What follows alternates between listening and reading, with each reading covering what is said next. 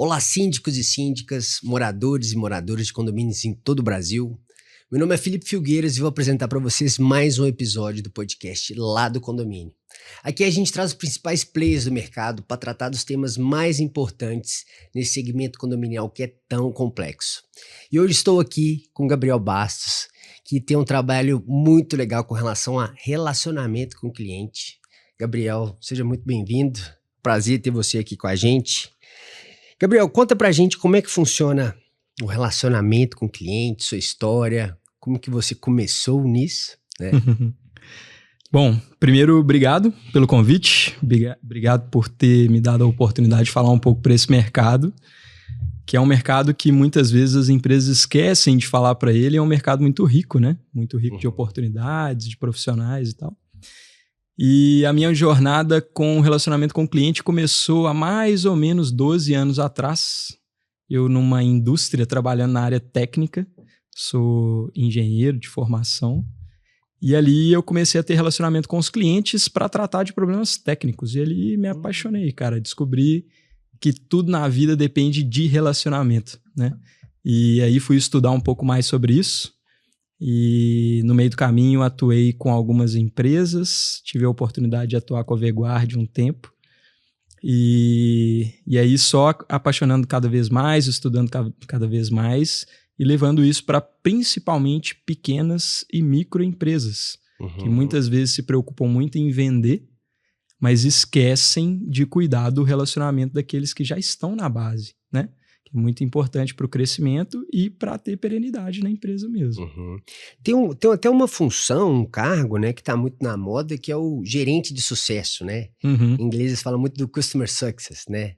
O que essa pessoa faz? Qual que é? Ela trabalha nessa linha também, né? Como que define essa função, a função desse cargo? Ele é o guardião do relacionamento, né? Ele que vai se preocupar com todo o cliente que está dentro da base. A partir do momento, basicamente, ali do fechamento do contrato, né? E aí, além do CS, apareceu o CX, que é o Customer Experience, né? Então, tem vários termos aí que derivaram a partir disso, porque a turma viu o valor, foi destrinchando e vendo que tratar da própria base tem muito valor, tem muito retorno, inclusive, né? Tem como fazer muita expansão através da própria base. Isso aí é um ponto que eu lembrei aqui agora, com relação até aos modelos de negócio, eles mudaram muito também, né? Porque antigamente eu estava lembrando de um aplicativo que eu tinha comprado. A primeira vez que eu usei um iPhone, né, que eu usei a Apple Store, você comprava o aplicativo por $2, $3 e etc. E o aplicativo é seu pro resto da vida. E hoje já não tem isso mais. Hoje você tem a recorrência, né? Hoje ele não quer, o aplicativo ele não quer ser vendido por um valor X e pronto, acabou. Ele quer te cobrar uma assinatura, né, vitalícia ali, enfim, enquanto você usar o serviço. E isso moveu muito poder de decisão para a ponta, né, para o cliente. Porque uma vez que a pessoa comprou, beleza, já era. Agora, se a pessoa começa a fazer uma assinatura, ou seja, o poder de decisão está a todo momento do cliente cancelar, continuar, e eu acho que aí, se a gente for parar para pensar, hoje muito dos serviços estão indo para muito dos modelos de negócio como todo estão indo para essa linha, né? E aí o poder do cliente fica gigantesco. Como é que funciona isso? Como é que você vê essa nova fase de modelo de negócio, enfim? A transição inicia porque eu preciso trazer recorrência. Quando eu faço uma venda única, eu preciso vender e eu tenho o desafio de prospectar ali todo mês novos clientes para vender novos aplicativos por $2 e manter a minha saúde financeira. E aí eu começo a pensar em como trazer dinheiro recorrente. E aí, beleza, dinheiro recorrente significa que eu tenho que cobrar dele todo mês. Só que para eu cobrar dele todo mês, eu não tenho como oferecer um negócio meia boca. Eu tenho que oferecer um negócio que tenha valor para ele. Então, beleza, o bônus é trazer dinheiro recorrente, que é algo saudável para o meu negócio. Só que a contrapartida é, agora eu sou obrigado a manter ele dentro do meu ecossistema satisfeito, porque senão ele não vai pagar aquele dinheiro mensalmente, né? E aí o que as empresas entenderam ao longo do tempo? Que existem aqueles contratos que são meio compulsórios, né? Eu faço com você um contrato por 2 anos, se você sai tem multa e etc e tal. Eles viram que manter um cliente na base insatisfeito por obrigação, é pior do que eu deixar ele embora. Porque se ele fica tão puto, mas tão chateado, que ele vai fazer questão de te detonar em todos os meios possíveis, né? Então é melhor que ele vá embora pela relação desgastada ou porque ele não viu o valor, do que ele fique na base obrigado a ficar. Você me fez pensar em duas situações. Primeiro que o poder das avaliações, o poder da internet nisso, né, que dá muita visibilidade. Hoje, quando você vai escolher um restaurante, quando você vai escolher um serviço, você olha muito essas avaliações, né? E o outro é aquela métrica de desempenho de NPS, né, de satisfação, que eu acho que vai nessa linha que você falou, que o cliente insatisfeito, né, o de 0 a 6, né, o quanto você recomendaria, ele pune demais o indicador. É nessa linha, não é? Exatamente. É mais ou menos assim, o cliente satisfeito, que é o promotor, né, dentro da metodologia do NPS, ele dificilmente vai falar bem de você. Ele precisa de estímulo. Ele está disposto, mas ele precisa de estímulo. Agora, o cliente que é o detrator, o estímulo que ele tem é o dano que ele sofreu ou a raiva que ele está sentindo. Então, a pessoa que está detratora, ele não precisa de nada, a motivação ele já tem. Né? Entendi. Então, a gente precisa tomar muito cuidado com os detratores, porque eles é que vão jogar contra a nossa marca, né? Mas, ao mesmo tempo, a gente tem que entender como estimular aqueles promotores a promoverem a nossa marca. Uhum. Né? E tem um neutro ali também, né? Que é o 7 e 8, que ele fica no meio do caminho. Pra você ver, 8, em linhas gerais, é uma nota boa, né? Não é uma nota ruim. Vamos dizer, tirou 80% na prova. Só que nesse caso, ou seja, ele não tá tão satisfeito assim, né? Ele não é um promotor, ele tá ok, né? Uhum. E aí, esse é um ponto legal, assim, que aí você pode trabalhar muitos promotores para ter mais, né, indicação, enfim, vender mais até. E tem esse neutro também, que eu acho que é uma peça-chave, né? Para ele também não cair pro detrator, né? O neutro, ele tá ali numa posição que ele tá em cima do muro, entre aspas, né? Ele pode cair tanto para lá quanto para cá. Uhum. E aí tem cada faixa, né? Seja o detrator, o neutro ou o promotor, tem trabalhos a serem feitos. E o neutro, o trabalho que a gente tem que fazer com ele é para que ele seja promotor. É entender com ele o que falta para que você seja um cliente promotor da minha marca, né? E aí trabalhar esses aspectos que estão ali deixando ele meio... Não é que ele está insatisfeito, mas ele não está plenamente satisfeito. Então sempre vai ter um detalhezinho para ajustar para os neutros virarem promotores. Entendi. Em linhas gerais, assim, para a gente, dado essa introdução nossa, né, até mais técnica, né, como que a gente define esse relacionamento com o cliente, né, para a empresa conseguir ter um bom relacionamento e que, ao meu ver, muitas das vezes a gente se confunde o relacionamento com o cliente em si do suporte ao cliente. Que é assim, quando o cliente procura, quando tem alguma coisa errada, você, não, aqui eu consegui atender a demanda dele, mas isso não necessariamente pode fazer parte, sim, do relacionamento, mas não é o relacionamento que a gente está falando aqui, né?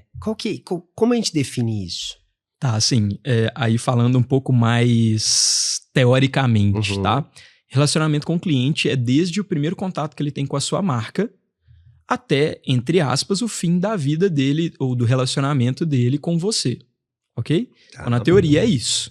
Tudo que está comunicando com o cliente está se relacionando com ele.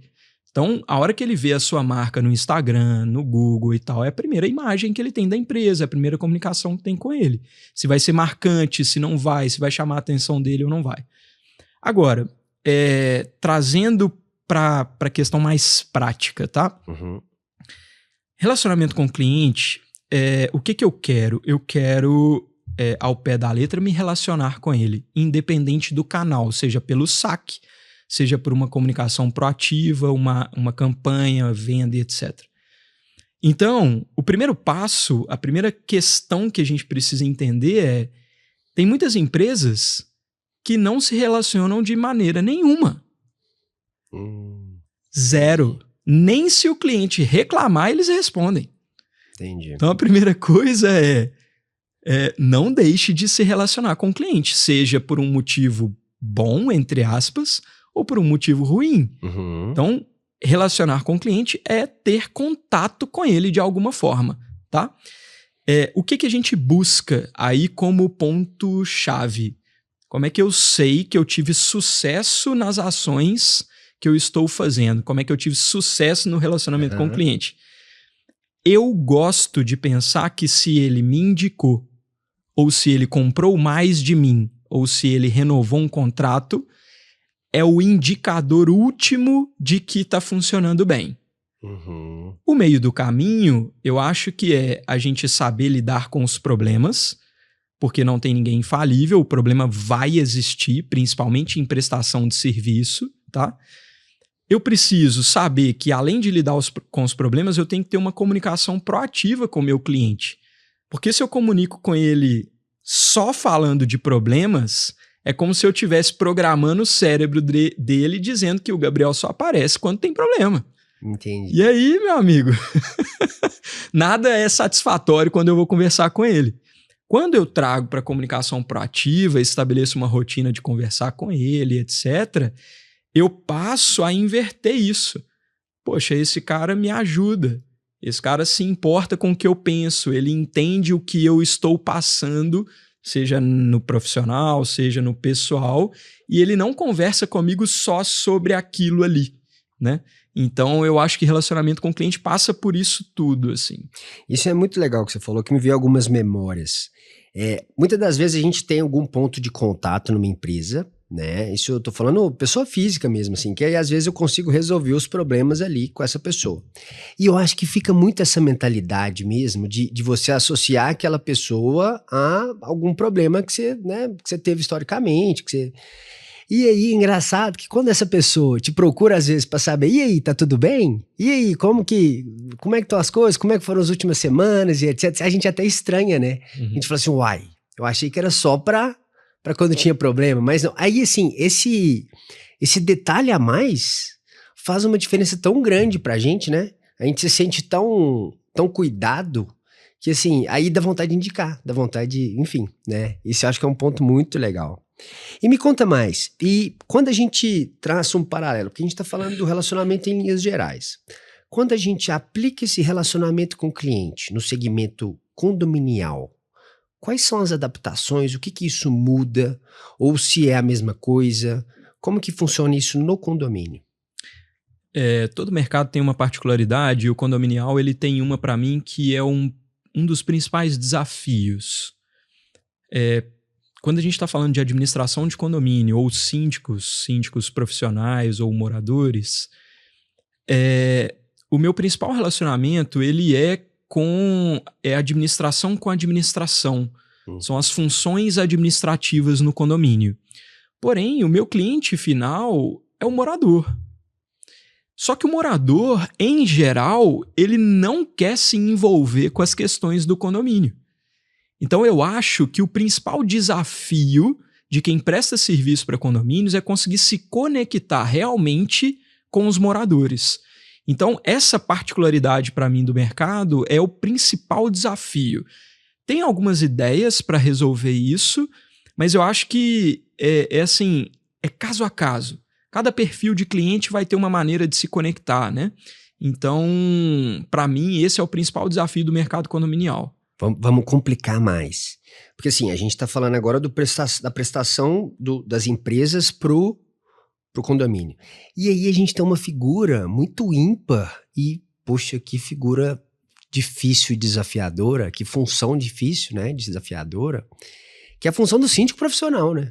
Porque o síndico profissional, ele tá no meio de uma esfera ali, meio do fogo cruzado, né? Ele tem as prestadoras, as empresas que prestam serviço, ele tem que presta serviço para o condomínio, para os moradores e para ele também, e ele também presta um serviço. Então, assim, ele tem que ser um porta-voz de duas frentes muito importantes e ele tem que fazer com que o segmento, os prestadores prestem um bom serviço e que ele preste um bom serviço também. Eu acho que adiciona uma camada de complexidade maior, né? Como é que funciona nessa linha? Se eu pudesse definir o trabalho do síndico profissional, eu acho que eu definiria ele como sendo um embaixador, um cônsul, alguém que cuida das relações. Ele é o intermediário, né? Ele é o mediador. Então eu acho que a principal característica dele que auxilia no relacionamento entre as partes é ele conseguir fazer muito bem essa mediação, né?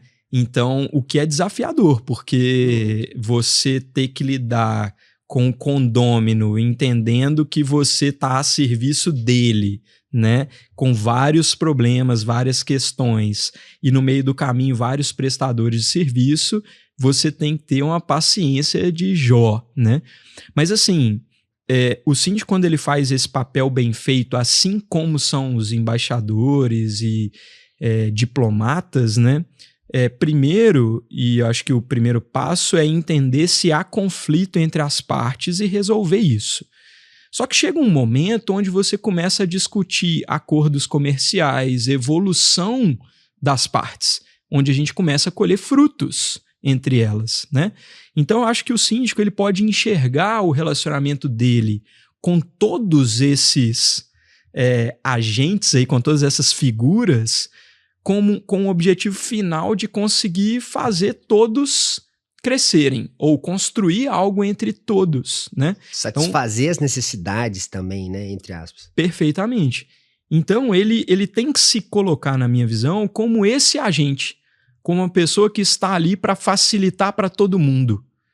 Então ele tem que ser enxergado como essa figura. Quando ele consegue consolidar essa imagem, as pessoas começam a procurá-lo pedindo ajuda. Entendi. E não exigindo as coisas, como muitas vezes acontece, né? Entendi, ou seja, e aí eu acho que o principal desafio, acho que não necessariamente, não só do relacionamento com o cliente, mas acho que, enfim, de todas as relações que a gente tem, né, até conjugais, né, que é o de comunicação.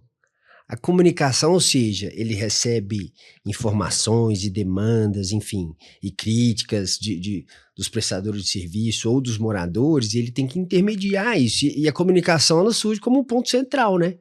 Como é que é? E assim, e aí vem naquela linha de... Ele também, às vezes, né? Não necessariamente ele tem que comunicar tudo, senão os moradores vão falar assim, pô, ele não tá fazendo nada. Ele tem que conseguir filtrar isso muito bem. Em certas situações, eu acho que ele consegue atuar de uma forma muito boa. Como que ele media isso, assim? Qual que é a frequência de contato que se deve ter? Como que funciona isso? Bom, vamos lá. A comunicação é a chave principal nesse papel, né? Se eu me comunico mal, eu tenho ruído na comunicação, eu não consigo resolver nada e só crio mais um problema. Então, a comunicação é uma das principais competências que uma figura dessa precisa ter. E eu já queria deixar como recomendação para vocês que estão nos ouvindo um livro que eu ganhei de presente há alguns anos, que é o Comunicação Não Violenta. Ele é muito mais do que se comunicar de forma pacífica. Você começa a entender as dinâmicas da comunicação humana e começa a perceber que muitas vezes a pessoa chega com várias pedras na mão, mas ela não quer jogar essas pedras em você. Ela só está com uma dor que ela precisa resolver. Se você conseguir manejar bem isso, você consegue ter ela do seu lado, resolver o problema e a gratidão dela por isso. Então fica a recomendação, Comunicação Não Violenta é um excelente livro para desenvolver essa habilidade, né? E aí sobre frequência, isso depende muito do perfil, se é um prédio comercial, se é um prédio residencial, a quantidade de apartamentos que ele tem ou de unidades comerciais, a necessidade do público especificamente. Então, se é um público onde tem mais casais que ficam o dia inteiro fora do condomínio e voltam só para dormir, ou se é um público mais idoso que às vezes está aposentado, fica mais presente no condomínio. Então, isso varia muito. O que eu recomendo, tá? Dentro da carteira de clientes mesmo, do síndico ou da administradora ou do prestador de serviço, ele avaliar os perfis, estabelecer uma frequência que ele deseja visitar aquele condomínio, ou que ele tenha de interação, e testa. Qual que é o ideal? Qual que é o termômetro? Eles não podem esquecer de mim, mas ao mesmo tempo eu não posso ser o pela-saco.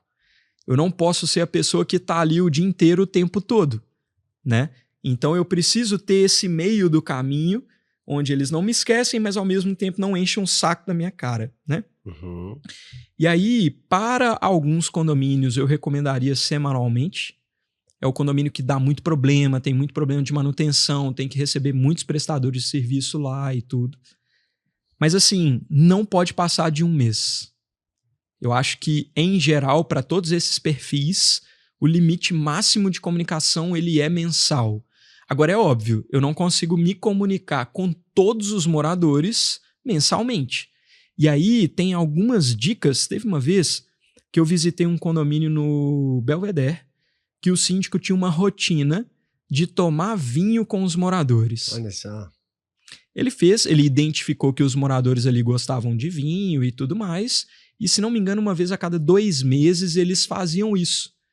Cara, ele gosta de vinho, os moradores gostam de vinho, e isso é um excelente desenvolvedor de relacionamento com o cliente. Nossa, pera aí, deixa eu falar para o nosso público aqui, principalmente síndico profissional. Olha essa ideia que o síndico teve no Belvedere.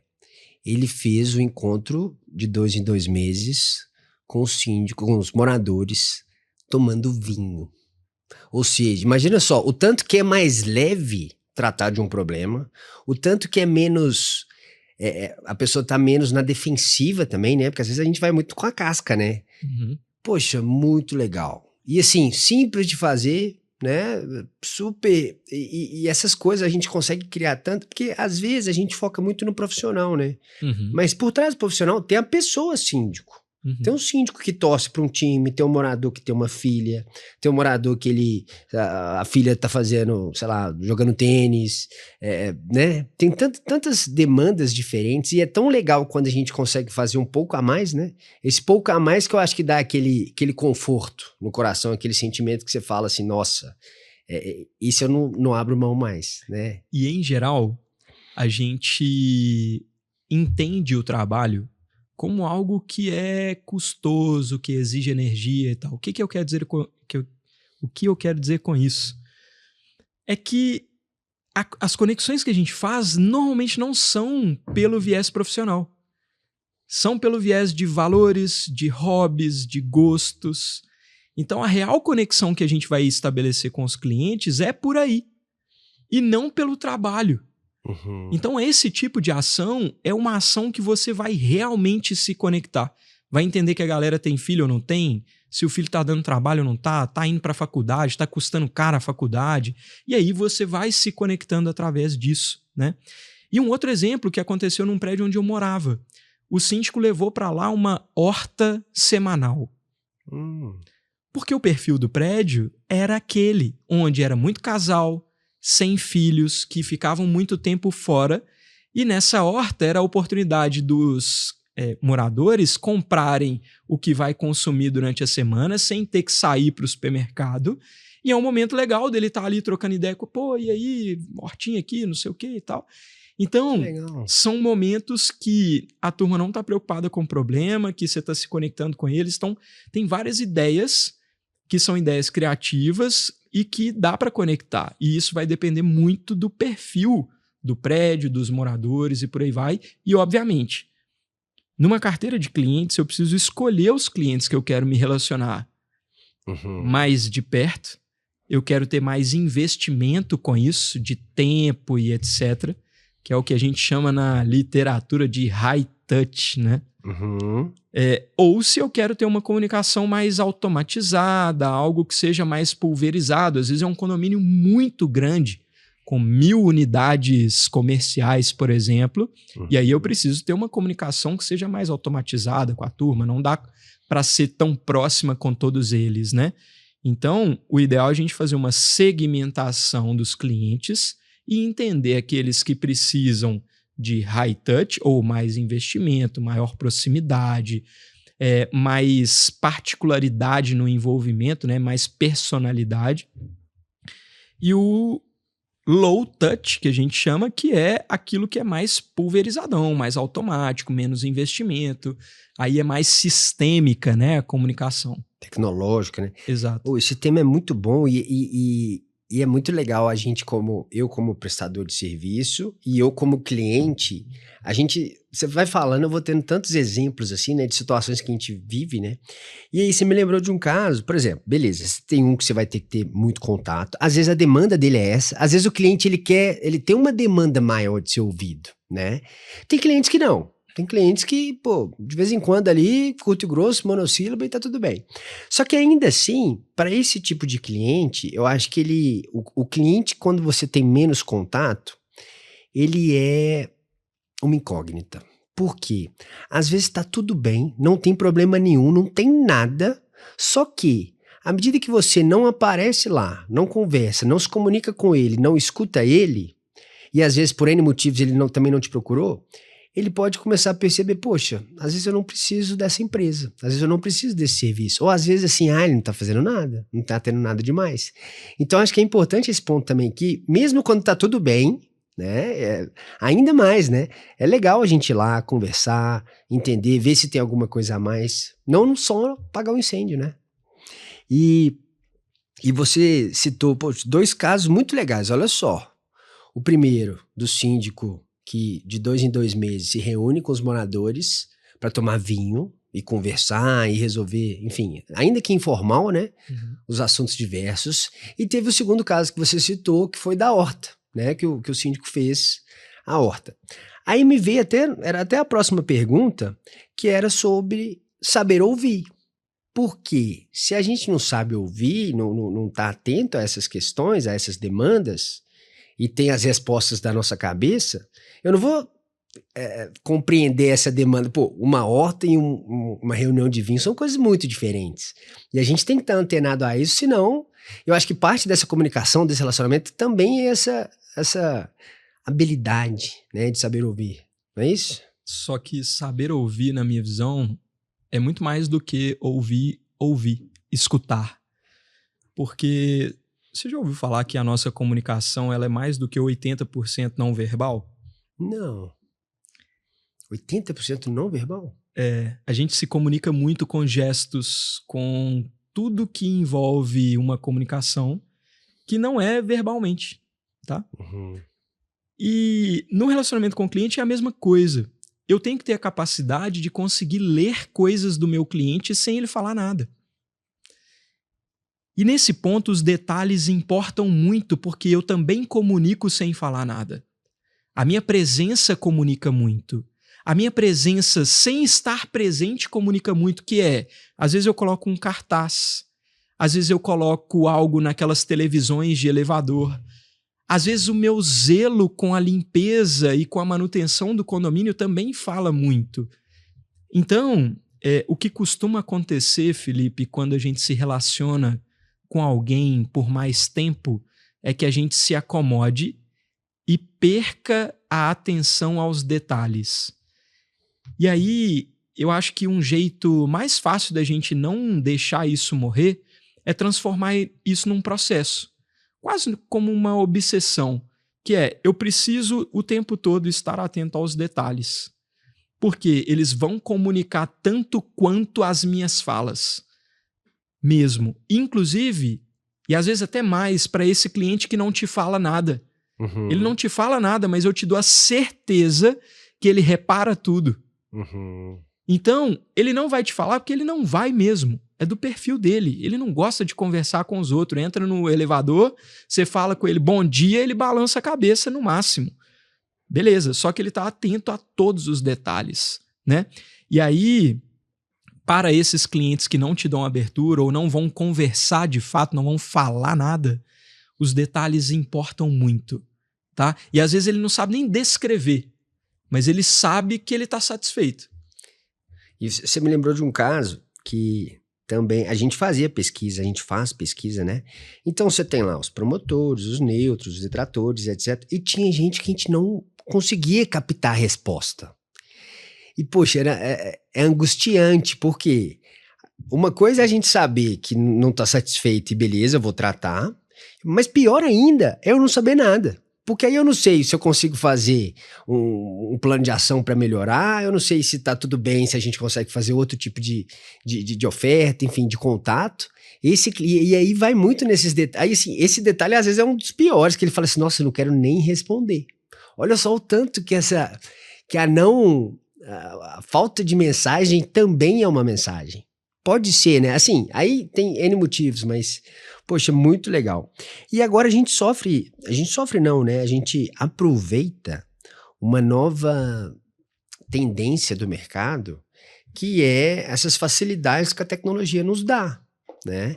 Então, ou seja, hoje a gente tem, antigamente era carta, né? Antigamente não, hoje ainda muita gente recebe. Eu vou na minha lá, sei lá, de 6 em 6 meses eu pego um bolo de correspondência, tudo online, tudo DDA, tudo. E aí, só que a gente ainda recebe essas cartas. Tem gente que ainda prefere e-mail. Até é engraçado falar isso, que até no mundo empresarial, o e-mail ele tá perdendo certa relevância. O cliente, às vezes, ele prefere receber a proposta no WhatsApp. Ele nem usa o e-mail mais. Então, hoje o WhatsApp ele se tornou uma figura muito central. Então, a gente tem a carta, né, correspondência normal, a gente tem o e-mail, a gente tem o WhatsApp, e agora a gente tem as IAs que conseguem automatizar um tanto de coisa, né? E como que é isso? Assim, isso é um facilitador gigantesco e também é um desafio, né? Saber com quem que a gente consegue fazer isso, saber se a gente consegue colocar um chatbot que vai ser respondido por IA, se isso vai pegar mal, se vai pegar bem. Então, eu acho que a gente está numa virada, né? Sei lá, seja parecido com a energia, com a internet, eu julgo que é até mais crítica ainda, né? E como que o comunicador, o cliente, cliente não, né? O síndico profissional, no caso, ele fica antenado a isso e o quanto que ele deve se preocupar com isso também. Porque ainda coloco mais uma provocação. Por quê? Além disso, com o uso da tecnologia, etc., ele consegue ser mais eficiente, ele consegue ter um contato um pouco mais próximo e personalizado. E se ele não fizer, ele pode ficar para trás, né? Como é que você vê isso? Tá. Bom, a primeira coisa é que ferramentas elas devem ser usadas, porque elas vão facilitar a nossa operação, ok? Inclusive as IAs. Quando a gente fala de utilização de ferramenta da porta para dentro, a gente tem mais controle sobre isso e costuma afetar menos o cliente diretamente, ok? Quando a gente abre a porta para que essas tecnologias interajam com o cliente, a gente precisa ter mais cuidado. Precisa ser algo muito bem validado. O ideal é que a gente teste isso num universo menor primeiro, tá? Faça ali um grupo de estudo sobre a aplicação daquela ferramenta e tal. Porque na hora que você aplica ela em massa, ela tem que ser um facilitador e algo que funcione bem. Porque se ela for algo que piora a sua operação, isso vai te trazer muito mais problema do que solução, né? Então, todas as tecnologias, inclusive as IAs, elas devem ser aplicadas principalmente para operações mais complexas. A gente só consegue ganhar volume se a gente tiver automação, né? Agora, isso depende também da minha escolha e do meu formato de trabalho. Às vezes, eu sou o Van Gogh dos síndicos profissionais, que ofereço uma personalização num nível muito alto, cobro também tão alto por isso, que eu vou entregar para as pessoas o contato direto comigo, né? Então, isso pode ser um posicionamento. Eu não quero ter muitos clientes, eu quero ter clientes que são exclusivos e valorizam essa minha presença. Perfeito, isso pode ser um posicionamento. Mas, em geral, as empresas querem maior volume. E para ter maior volume, elas têm que ter automação. E aí vai ter que aplicar as ferramentas. E tem um detalhe importante, inclusive eu tenho estudado muito sobre isso, que é o atendimento robótico, entre aspas, o atendimento automático feito de forma personalizada. É basicamente você coloca uma IA com o seu perfil para atender os clientes, de forma que o cliente não consegue perceber que é uma IA que está atendendo ele. É muito diferente daquele robozinho que te dá as opções e tudo. Não é aquilo. É de fato alguém respondendo com as suas gírias, com seus emojis, com as suas figurinhas, entendeu? Então, é possível você carregar o seu perfil desse jeito e colocar ele para responder o WhatsApp assim, por exemplo, tá? Só que mesmo assim, hoje, ainda exige um tempo de maturação desse perfil, porque pode ser que ele não preveja uma situação, na hora que acontecer essa situação, ele dá uma resposta alucinada para o cliente ou coisa do tipo, né? Mas eu acho que é um caminho que é muito bom. Eu acho que vale aplicar ele de forma controlada e testando, porque se isso funciona e funciona bem, o seu cliente fica satisfeito, você consegue automatizar e consegue ter mais clientes assim. E isso, pelo que eu tô entendendo, você tá falando mais até do ponto de vista do WhatsApp mesmo, né?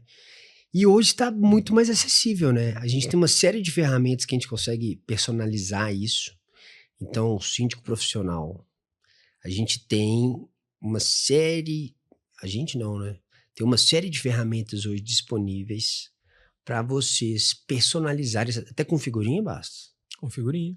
Aí eu gosto. É. Eu me comunico muito bem por figurinha. A figurinha, ela consegue transmitir muito mais meus sentimentos. Mas é o que torna a comunicação nossa humana diferente de uma robótica. Você gosta... Os detalhes, né? Perfeito. E a personalidade mesmo. Vai ter gente que gosta de figurinha de cachorro, vai ter gente que gosta de figurinha de, sei lá, de brincadeira. Da japinha. Então tem vários modelos, né? Tem gente que não usa figurinha de jeito nenhum. Só escreve muito certo, pontuação, acentuação e etc, né? E aí você me lembrou de uma outra teoria que é o rapport, né? Uhum. Porque você falou dos detalhes. E é muito legal isso, né? Porque às vezes o cliente mandou uma figurinha, você manda uma figurinha. Se o cara te manda, eu uso isso, às vezes eu não gosto de usar áudio. Mas dependendo do cliente, quando ele me manda um áudio, eu respondo por áudio. Como que é isso? E o tanto que isso é importante, né? Como que você vê esse rapport também, que a gente usa... O rapport, ele é muito falado no ponto de vista comercial. Uhum. Mas no relacionamento... Agora que eu tô fazendo essa relação, agora no relacionamento ele é mais importante ainda, né? Ou igual. Rapport nada mais é do que conexão. A gente ter a habilidade de se conectar com as pessoas. E é uma habilidade meio de camaleão, assim, né? A gente precisa se adaptar àquilo que o cliente responde melhor, né? E então... isso os sistemas conseguem nos ajudar, tá? Aqueles clientes que eu quero ter uma conexão maior com eles, que eu quero saber que eles gostam de vinho, que eu quero saber que eles gostam de horta e etc e tal, os sistemas, os CRMs, né, que a gente usa para registrar o relacionamento com o cliente, eles dão a opção da gente preencher ali com hobbies, gostos, porque isso tudo vai me ajudar a gerar rapport com os clientes, entende? Então, usar os sistemas para isso é muito bom. Porém, tem que saber fazer isso, porque eu não posso chegar do nada para o cliente e perguntar se ele é casado. Qual que é a renda dele? Uhum. São coisas muito estranhas da gente fazer do nada. Então, o ideal é que a gente consiga ter uma conversa e durante essa conversa, a conversa vai caminhando para um lugar que aí você consegue, opa, ele gosta disso, ou tem um determinado hobby e tal. Então, um exemplo, eu atrasei para chegar no cliente. E aí eu viro para ele e falo assim, bicho, estava numa aula de hipismo, e aí o meu cavalo machucou, eu tive que ajudar lá, não sei o que e tal. Aí ele, pô, você gosta de hipismo? Eu também, não sei. Aí você já se conectou com ele. Uhum. A mesma coisa ele. Pô, eu tive que atrasar porque levei meu menino na escola e tal. Pô, é mesmo? Onde é que seus meninos estudam e tudo mais? E aí você tenta dar corda, tenta usar situações que estão acontecendo para se conectar mais com o cliente. Aí o que acontece, que muitas vezes a gente negligencia, que o cliente me deu abertura em A, B e C, eu descobri A, B e C sobre ele. Eu preciso registrar isso em algum lugar. E aí entra as IA. Se eu registrei isso em algum lugar, eu consigo botar uma IA para trabalhar e falar assim, eu quero montar uma ação específica de hobbies para o condomínio tal. Aí ele pega e nota assim, condomínio tal eu tenho 15 pessoas que jogam beach tênis. E aí, o que você faz? Galera, primeiro campeonato de duplas de beach tênis do condomínio tal. Olha só. Entende? E aí, o sistema ajuda nisso, porque eu preciso registrar em algum lugar. Eu não consigo memorizar tudo de todo mundo, né? E aí, se eu tenho isso em alguma base de dados, eu consigo pôr IA para trabalhar em cima e me propor ações personalizadas para aqueles clientes. Esse assunto é muito bom. Eu adoro esse assunto e eu lembrei da minha cunhada. Créditos para Alice. Vou citar um caso que, assim, mexeu muito comigo em várias linhas. Eu fui visitar ela e minha mãe A gente foi ficar lá na casa dela. E eu tava lendo aquele livro, que acho que inclusive é um excelente livro para esse tema, que é o Como Fazer Amigo e Influenciar Pessoas. Aí beleza. Aí eu tava lendo o livro na época e tal, no processo, né, de leitura. E eu cheguei lá para visitar ela. Ela chegou para mim, eu tinha visitado ela 1 ano antes. Ela chegou para mim e falou assim: olha, esse aqui é o chocolate que você gostou. Chegou pra minha mãe e falou assim: esse aqui é o chocolate que você gostou. Eu nem lembrava que eu tinha gostado do chocolate. Aí tá, eu já falei assim: tá, entendi. Ela reparou um detalhe, né?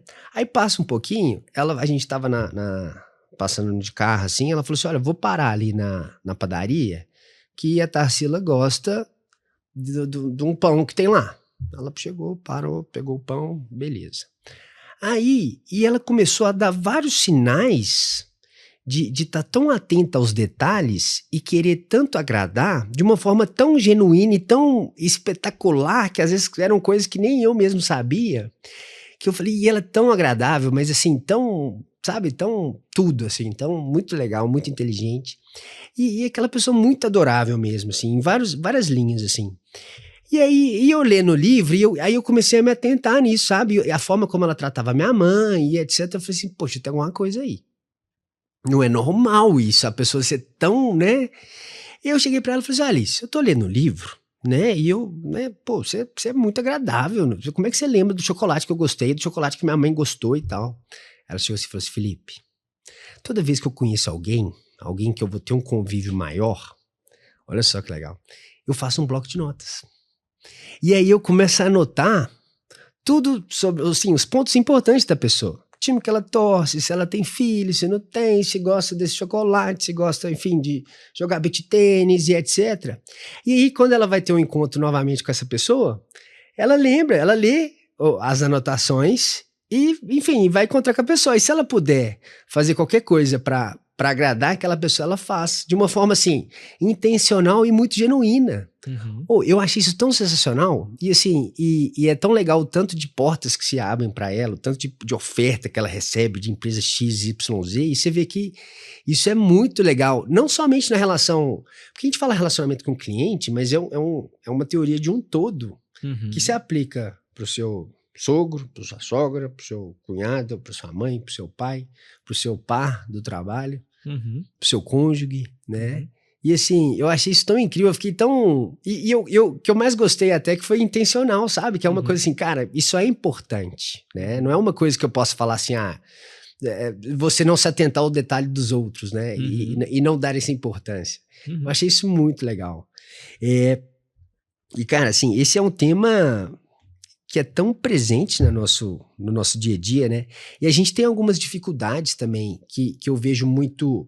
Agora, pensando numa outra esfera, numa esfera um pouco mais tensa da situação, que beleza, aqui a gente tá olhando os lados bons. E quando a gente pega aquela pessoa mais difícil, aquela pessoa muito armada, você citou o caso da comunicação não violenta, mas como que a gente consegue mediar aquele caos de uma assembleia? Como que a gente consegue... E às vezes a pessoa...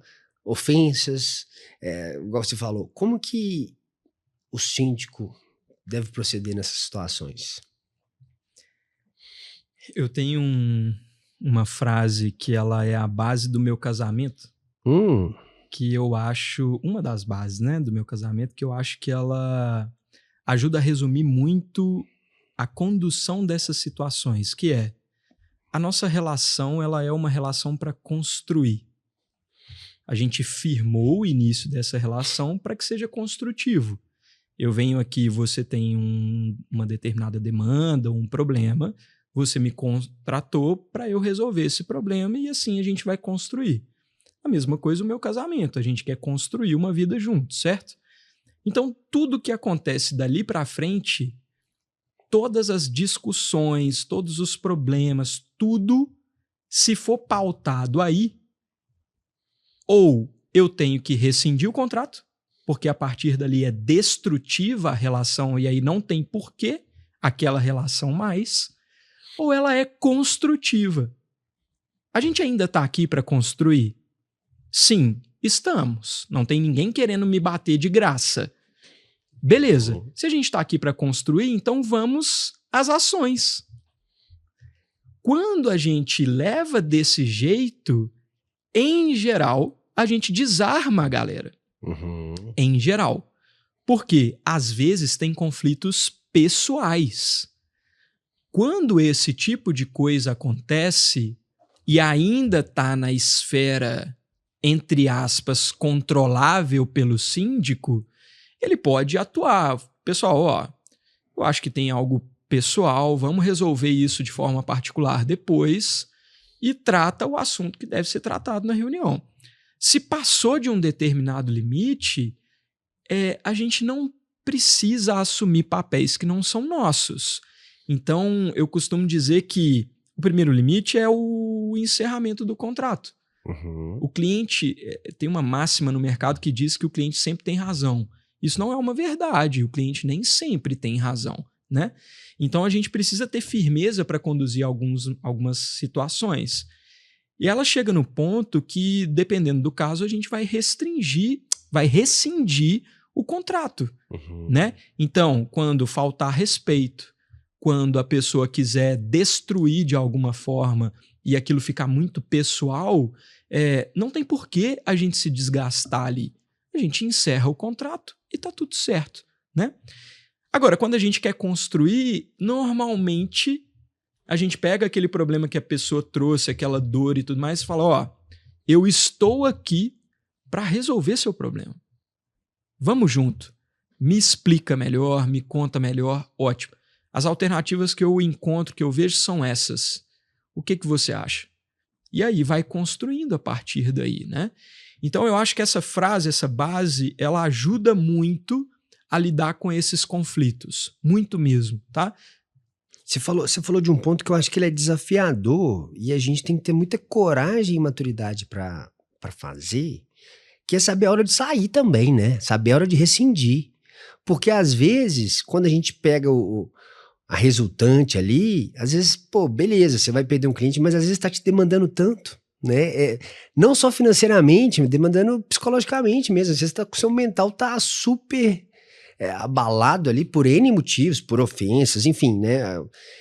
E aí o síndico, ou a empresa, enfim, tem que saber, tem que ter essa coragem também, né? Tem que conseguir fazer essa matemática, né, mais genérica, senão não vai, né?